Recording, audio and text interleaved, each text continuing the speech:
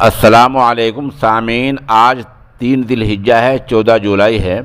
ادھر پاکستان سے بڑی خبر آ رہی ہے کہ آج پھر پاکستان میں گاڑی میں بم دھماکہ ہو گیا ہے، جس میں 10 لوگ موت کا شکار ہوئے ہیں اور 39 زخمی ہو گئے ہیں۔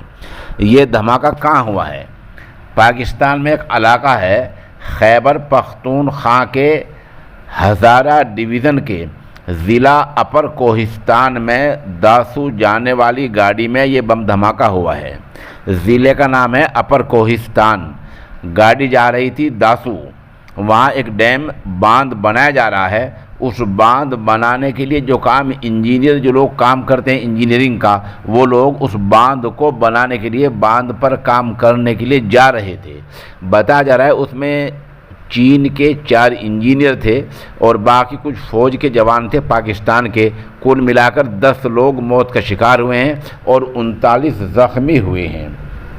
اپر کوہستان کے ڈپٹی کمشنر محمد عارف کا کہنا ہے کہ علاقے کو گھیر لیا گیا ہے اور گاڑی میں بم دھماکہ ہونے کی وجہ جانی جا رہی ہے۔ وجہ کو معلوم کیا جا رہا ہے۔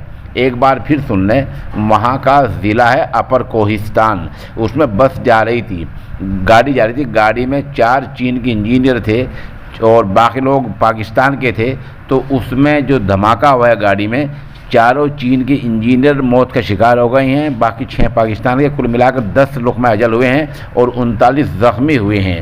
محمد عارف ڈپٹی کمشنر کا کہنا ہے کہ پورے علاقے کو گھیر لیا گیا ہے اور سرچ آپریشن جاری ہے۔